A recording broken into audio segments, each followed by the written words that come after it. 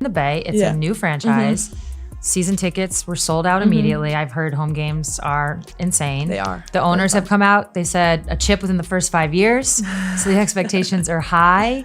But like you said, it was an opportunity to make a team, and you did. So what has that excitement of a new franchise been like?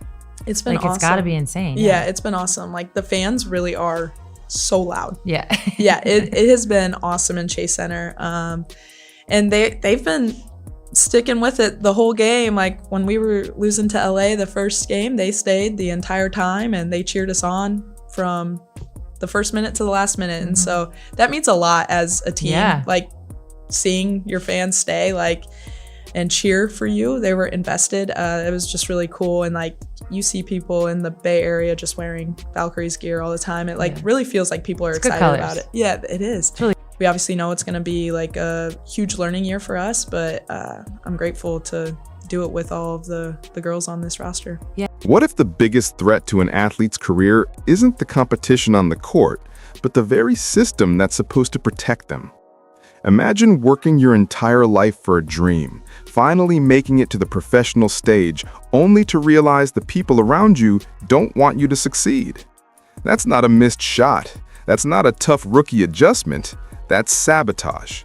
Subtle, quiet, and devastating. And that's exactly what happened to Kate Martin. She wasn't just another rookie. She was the heart of a program that turned women's basketball into must-see television.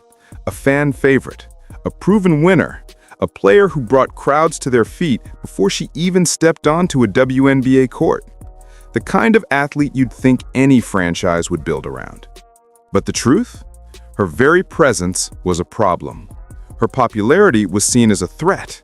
Her future was treated like a piece of property that could be controlled, manipulated, and, if necessary, erased. But here's the part no one expected. The same system that tried to bury her made one critical mistake. They forgot that Kate Martin had one lifeline the league couldn't touch: Caitlin Clark. The two had built something unshakable at Iowa, and when Kate's career started slipping through her fingers, it was Clark who reminded her that this wasn't the end, it was the beginning. This isn't just a story about basketball. It's a story about betrayal, power, and survival in a league that doesn't always reward talent.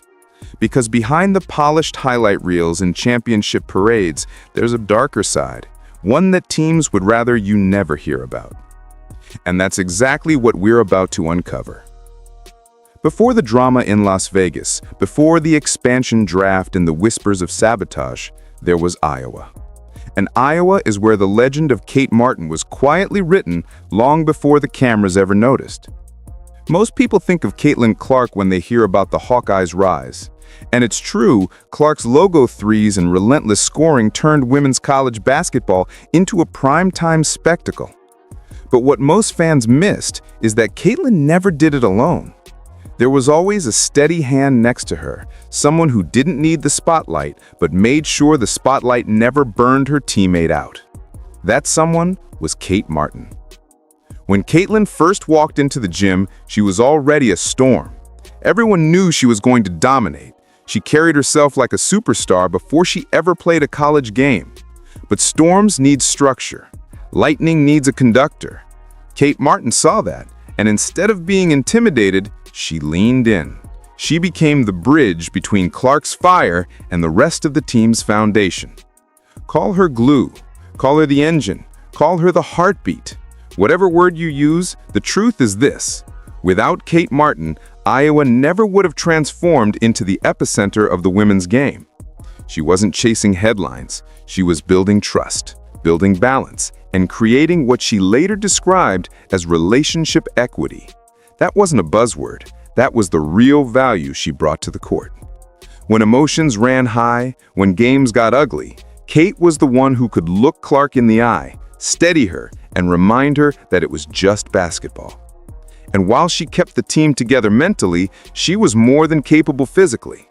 During their run to back-to-back Final Fours, Kate put up real numbers: double-digit scoring, nearly 7 rebounds a night, relentless defense, and a knack for being in the right place at the right time. These weren't sidekick stats. These were co-star stats, the kind of production you only get from someone who understands the game at a deeper level. But the box score could never capture her true value. What Kate brought was chemistry. When you watched those Iowa teams, you didn't just see Clark scoring. You saw Kate creating the space, setting the tone, reading the floor like a second coach. She wasn't there to outshine her teammate. She was there to make sure her teammate's light reached its maximum. That kind of unselfish intelligence doesn't just win games. It wins loyalty. It earns respect, and it creates a bond that can't be broken. That bond is the reason the Hawkeyes went from a program nobody paid attention to selling out arenas, smashing viewership records, and inspiring an entire new wave of fans. Iowa basketball didn't just change because Caitlin Clark showed up. It changed because Caitlin Clark and Kate Martin showed up together. One was the superstar, the other was the stabilizer, and together they made history. For Kate, Iowa wasn't just college basketball. It was proof. Proof that she could thrive under pressure. Proof that she could balance chaos with composure. Proof that she belonged on the biggest stage. She left Iowa believing her skills, her IQ, her leadership would translate seamlessly into the NBA. She thought the league would see the same thing her teammates and fans had always seen. But what she didn't know was that Iowa had been the dream. The NBA was about to be the nightmare.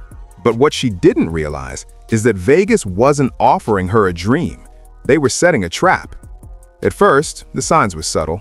In May, she was getting real opportunities, around 20 minutes a game, enough time to settle in, to find her rhythm, to prove she could translate Iowa's success into the pros. She was adjusting, learning the speed, the physicality, the intelligence of veteran defenders, but she was holding her own. And then, without warning, it all started to disappear. Her minutes didn't just dip, they collapsed. By September, she was down to barely 11 minutes a night. A cut that severe isn't random. That's not a coach experimenting with lineups or giving a rookie a breather. That's a message, a punishment, a slow erasure. And then came the playoffs, the time when legacies are built, when stars are born, when rookies are given the stage to prove they belong. For Kate Martin, the playoffs were the execution. Across 6 games, she logged a grand total of 3 minutes. 3, not per game, 3 minutes, period. Think about that. A player who was selling more jerseys than almost anyone in the league, a rookie who had fans chanting her name from the stands, was glued so deep to the bench that she might as well have been invisible. That's not development. That's not coaching strategy. That's sabotage. Sources close to the team described the emotional fallout. Teammates saw Kate fighting back tears after games, struggling to understand why she was being iced out. To the public, the Aces framed it as a rookie learning curve. Behind the scenes, it was something much darker, a systematic dismantling of her confidence. Because this wasn't about basketball. If it were, her minutes never would have been slashed in half. If it were, her popularity would have been celebrated, not suppressed. No, this was about control. A championship culture that had no room for a new voice.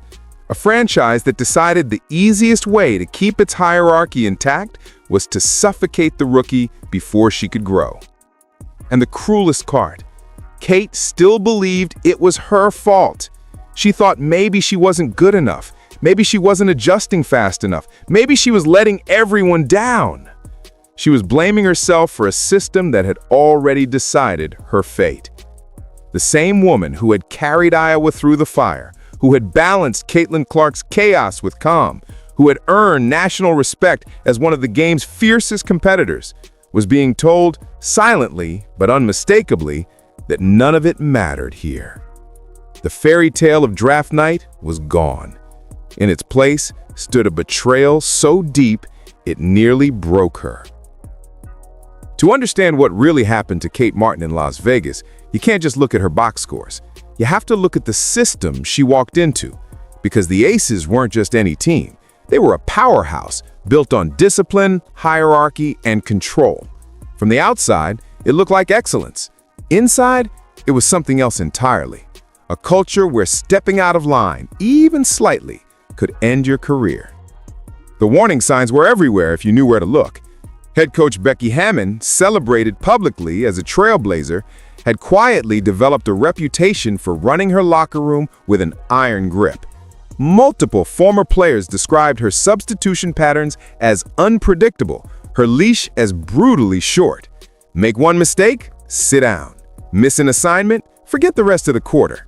It was a style that veterans could endure, but for rookies like Kate Martin, it created a constant sense of walking on eggshells. Fans noticed it too. Reddit threads lit up with comments about Kate's visible anxiety when she was checking into games. She didn't look excited to get on the floor. She looked terrified. Terrified of making a mistake, terrified of the bench waiting for her the second she did. And when your focus is survival, you can't play free. You can't play with confidence. You can't show the player you really are. And this wasn't happening in a vacuum. While Kate's minutes were evaporating, the Aces organization was already under fire. A federal discrimination lawsuit filed by former player De'Erica Hamby had pulled back the curtain on a team culture that many described as hostile and unforgiving. Players were suddenly caught in a climate of fear, knowing that challenging authority or even questioning it could mean professional exile. So ask yourself, what chance did a rookie like Kate Martin have in that environment? She wasn't just fighting for minutes, she was fighting against a system designed to keep young players small, obedient, and silent. A system where your popularity could be weaponized against you. Behind the polished championship banners and the carefully crafted public image, the reality was much darker. Kate wasn't failing to adjust to the pros. She was being suffocated by an organization that never wanted her to rise in the first place. She wasn't competing against other rookies for a spot. She was competing against an unspoken set of rules, a rigid hierarchy that punished her for being too visible, too popular, too dangerous to the status quo. And the cost of that system wasn't just her playing time. It was her spirit. By the end of the season, you could hear it in her interviews. Her voice carried exhaustion, frustration, and resignation. The joy that had defined her at Iowa, the fierce competitor who treated every practice like war, was gone. In its place was someone doubting her own worth, second-guessing every move, wondering if she even belonged. That's not what happens when a rookie needs time to develop. That's what happens when the system breaks you down on purpose. And if that sounds extreme, remember this. Kate Martin wasn't the first to be crushed under this culture. She was just the most visible. Which raises a chilling question. If this is how the Aces treated one of the most beloved rookies in the league, what were they doing to the players who didn't have her fan support? But before those answers could surface, something unexpected happened. The team that tried to bury her made a mistake. And that mistake exposed the truth in a way they could never control. If the Aces really believed Kate Martin was just another rookie struggling to keep up, then explain this. How did a player glued to the end of the bench become one of the most popular athletes in the entire WNBA? Because while Las Vegas was trying to erase her on the court, the fans were telling a completely different story. Jersey sales don't lie, and Kate Martin wasn't just moving merchandise. She was top 5 in the entire league. Think about that. A rookie with barely double-digit minutes was outselling veterans, outselling franchise faces, even outselling her own teammate, 3-time MVP A'ja Wilson. That doesn't happen by accident. That happens when fans connect with a player on a deeper level. When they see authenticity, grit, and heart that can't be hidden by a box score. When they look past the limited minutes and recognize the same fighter they watched transform Iowa basketball. So why didn't the Aces celebrate it? Why didn't they put her front and center? Use her as a marketing weapon. Embrace the fan base she was bringing through the doors. Because popularity comes with power, and power shifts the balance in a locker room built on hierarchy. For Las Vegas, Kate Martin wasn't a rising star. She was a threat. A reminder that fans were falling in love with someone outside of the carefully managed system. A reminder that control of the narrative wasn't entirely in their hands anymore. And in a culture that thrived on discipline, order, and veterans holding the spotlight, a rookie outselling the face of the franchise was dangerous. It wasn't about minutes anymore. It wasn't even about development. It was about making sure the hierarchy stayed intact no matter what. That's why her jersey sales weren't celebrated. They were ignored. That's why her presence wasn't embraced. It was suppressed. Because if Kate Martin's popularity kept rising, it wasn't just going to elevate her. It was going to challenge the entire foundation the Aces had built their dynasty on. The message from management was clear. We decide who gets to shine. Not the fans, not the box office, not the numbers, and definitely not a rookie who hadn't earned her place in their eyes. But here's the irony. In trying so hard to suppress her, the Aces only made her story more powerful. Fans weren't blind. They saw a player who deserved more. They saw a rookie who represented something fresh, something real, something unpolished in the best way. The more Vegas tried to chain her to the bench, the more people wanted to see her break free. And soon she would. Because when the expansion draft arrived, all of Vegas's control evaporated in a single night, and the meltdown that followed exposed more than they ever wanted the world to know. For months, the Aces controlled Kate Martin's future. They decided her minutes, they dictated her role, they silenced her rise. But when the WNBA announced the league's long-awaited expansion draft, that control vanished overnight. Teams could only protect a certain number of players, and suddenly, Las Vegas had a choice to make. Protect Kate Martin or expose her. They exposed her. To the outside world, it looked like just another business decision. Teams lose players in expansion all the time. It's part of the process. But inside the locker room, something strange happened. When the Golden State Valkyries selected Kate Martin, the Aces didn't respond with quiet professionalism. They detonated. Aja Wilson, the face of the franchise, went to social media almost instantly. Her first reaction wasn't calm reflection. It was an uncensored outburst. She posted an expletive so raw it had to be censored, followed by a line that said it all. Y'all wanted this expansion? So be bad. Now look, my baby rook gone. On the surface, it read like heartbreak, a star player grieving the loss of her rookie teammate. But look closer. My baby rook, not teammate, not equal, possession, ownership. Sources inside the league reported the same dynamic, that while Kate was liked, even loved, there was also an unspoken hierarchy in Vegas. Veterans held the power, rookies followed the rules, and when the Valkyries snatched Kate away, some inside the Aces locker room didn't see it as a fresh start for her. They saw it as betrayal. It wasn't just one post.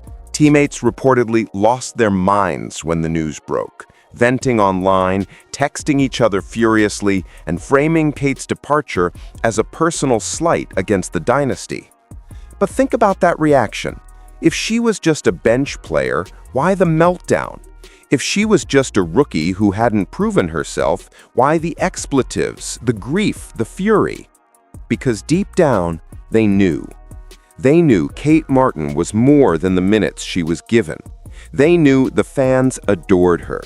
They knew the Valkyries had just stolen someone who represented not just talent, but marketability, energy, and the possibility of a new star rising.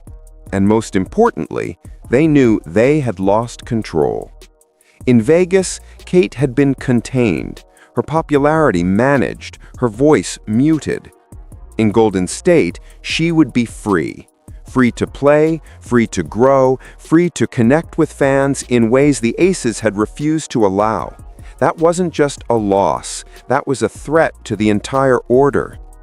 So while the public saw heartfelt posts and emotional reactions, the truth ran deeper. The dynasty wasn't mourning Kate Martin.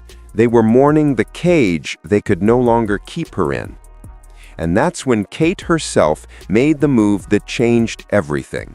A lifeline, a single phone call to the one person who understood her better than anyone else.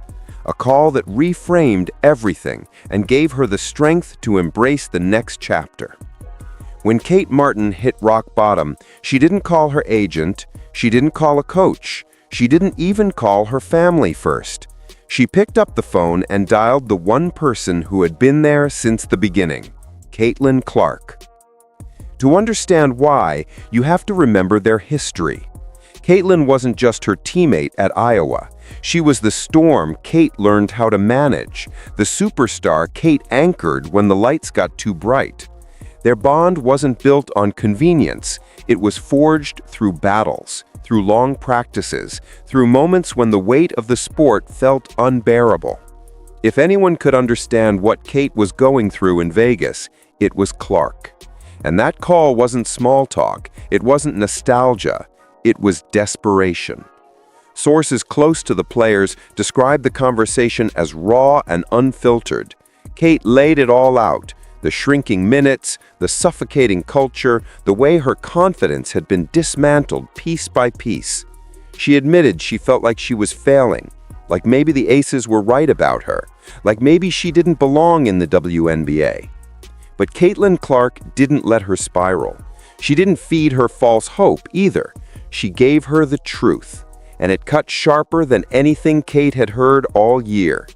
Her problem, Caitlin said, wasn't basketball. It wasn't her game, her talent, or her ability to adjust. The problem was the system around her. The problem was the organization that couldn't see her value, or worse, refused to see it. That one sentence changed everything. For months, Kate had been carrying the weight of blame, believing she wasn't enough. Hearing Caitlin reframe it lit something inside her. It gave her permission to stop pointing the finger inward and start seeing the bigger picture. She wasn't broken, she was trapped. And once you realize you're trapped, you stop asking how to fit in. You start looking for the exit. That call wasn't just encouragement, it was a lifeline, a career intervention. Caitlin reminded Kate of the player she had been, the leader who had anchored Iowa, the co-star who had helped turn women's basketball into a national phenomenon. She reminded her that popularity doesn't come from nowhere, that fans weren't buying jerseys by mistake, that she wasn't invisible, she was being hidden. For Kate, it was like oxygen. The fog lifted. She could finally see that her career wasn't dying because she lacked ability.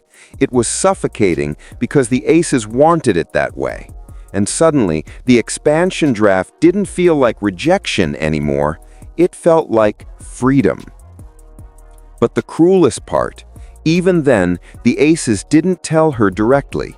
Players were left in the dark, treated like assets instead of people. Kate had to sit in that limbo, waiting, knowing a decision that would shape her future was being made behind closed doors. That silence was its own form of cruelty, a reminder that in Vegas, she had never been more than a contract number. But thanks to that call, Kate wasn't crushed this time. She was ready. She had Caitlin's words in her head like armor. It's not you, it's the system. And when Golden State called her name, it wasn't the sound of a career ending. It was the sound of a cage door unlocking. When Golden State Valkyries selected Kate Martin in the expansion draft, it didn't just give her a new jersey, it gave her a new life. For the first time in months, she wasn't staring at a bench wondering if she'd ever check in. She wasn't shrinking under a system that treated her popularity like a problem. She was walking into an organization that actually wanted her. The difference was immediate. In Vegas, she was an afterthought. In Golden State, she was part of the foundation. The franchise wasn't just building a roster, they were building history, a brand new identity in a city that craves winners. Season tickets sold out instantly. Fans poured into Chase Center, desperate to see the WNBA's newest team. And what did they do? They latched on to Kate Martin. They wore her jerseys, they chanted her name, they gave her the loudest ovations. And this time, management didn't silence it, they embraced it. They saw what Vegas ignored, that Martin wasn't just a player, she was a connector. She was the kind of athlete who could unite a fan base, rally a locker room, and symbolize the grit of an expansion team clawing for respect. On the court, the change was just as dramatic. Her minutes doubled, her production spiked. She wasn't treated like a liability, she was trusted. Coaches like Natalie Nakase, who had worked with her briefly in Vegas, recognized immediately what Becky Hammon never did, that Kate thrives when she's empowered to do the dirty work that doesn't always show up on the stat sheet. The defense, the hustle, the screens, the calming presence when things get chaotic, all the invisible details that make teams function. But maybe the biggest change wasn't in the numbers, it was in her face. The joy was back. The confidence was back. For the first time since Iowa, Kate Martin looked like herself again. No more walking on eggshells, no more wondering if one mistake would end her night. She was free to play basketball, not survival. And Golden State wasn't just giving her a second chance, they were giving her a platform. A franchise with big goals, championships within 5 years, a fan base starving for history, an arena full of people chanting her name like she'd been there forever. This wasn't a reset button. This was a launch pad. The Aces had treated her like an expendable piece. The Valkyries treated her like a cornerstone. And the proof was undeniable. Every game, every extra minute, every roaring cheer confirmed what fans had believed all along. Kate Martin wasn't a bench warmer. She wasn't a rookie mistake. She was a player worth building around. But while Kate was finding new life in Golden State, the story wasn't finished, because the question still lingered in the air. If Las Vegas could bury someone like her, who else had they silenced? What other stories were locked away in that dynasty's locker room? Kate Martin's escape from Las Vegas wasn't just a new beginning, it was a warning flare. Kate Martin's story should have ended here, the happy comeback, the rebirth in Golden State, the proof that resilience wins. But if you stop there, you miss the bigger picture, because her escape from Las Vegas wasn't just about one player breaking free, it was about exposing something deeper, something the league still doesn't want you to see. If the Aces were willing to do this to Kate Martin, one of the most popular rookies in the entire WNBA, a fan favorite, a proven winner, and someone tied to the biggest star in women's basketball, then who else have they buried? How many careers have been quietly dismantled? How many rookies silenced before anyone even noticed? Think about it. Kate had the jersey sales, the fan base, the marketability, and still, the Aces shoved her into the shadows. If they could marginalize her, what chance did the less visible players have? The ones without sold-out merch, without national attention, without Caitlin Clark waiting on the other end of the phone. And it isn't just about Kate. It's about the culture. The same organization facing discrimination lawsuits, the same coach with a reputation for unpredictable punishments and short leashes, the same dynasty that projected dominance on the outside while fostering fear on the inside. Kate got out, but the toxic system that nearly broke her, that's still there, still winning championships, still holding the power to decide which players thrive and which players disappear. So here's the terrifying question. If this happened in plain sight, what's happening in the dark? What other stories are locked away, buried under the banners hanging in that arena? Kate Martin's phone call to Caitlin Clark may have saved her career, but it also exposed a truth far bigger than one player. The Aces didn't just lose a rookie. They lost the control of the narrative, and now the world is watching. Because if this could happen to Kate Martin, who's next?